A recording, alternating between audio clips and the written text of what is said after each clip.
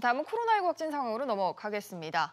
코로나19 지역 신규 확진자가 어제 다시 세 자릿수로 올라갔습니다. 산발적 집단 감염이 여전히 이어지고 있는데요. 이런 가운데 정부가 우선 중국 등 해외에서 백신을 들여올 수 있다라고 밝혔습니다. 취재기자 연결하겠습니다. 김환진 기자. 네, 김환진입니다. 지금 산발적 집단 감염은 여전히 진행이 되고 있는 거죠? 그렇습니다. 강남구 마스크 수출 유통업체 K보건산업에서 확진자가 잇따랐는데요.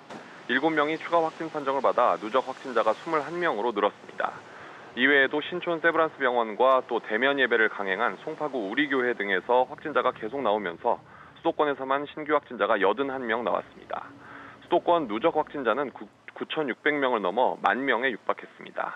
어제 전국 신규 확진자는 113명으로 닷새째 100명대 초반을 이어가고 있는데요. 지역 발생이 105명으로 나흘 만에 다시 세 자릿수로 올라갔습니다. 네, 백신 얘기도 해보죠. 정부가 좀 우선적으로 해외에서 들여오기로 했다고요? 네, 정부가 국민 60%에 해당하는 3천만 명 분량의 코로나19 백신을 우선 확보하기로 했는데요.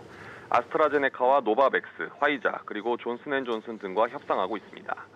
중국산 코로나19 백신 도입도 검토한다는 입장인데요. 특히 정부가 중국 제약사 시노팜 백신의 효과가 좋고 이상 반응도 낮은 것으로 나오고 있다고 평가했습니다. 방역당국은 백신이 확보될 경우 접종 우선 대상자로 백신 접종 담당자와 의료 인력 그리고 방역 요원을 꼽았습니다. 이런 가운데 올 가을과 겨울 코로나19와 독감이 동시에 유행하는 이른바 트윈데믹 가능성이 커지고 있는데요.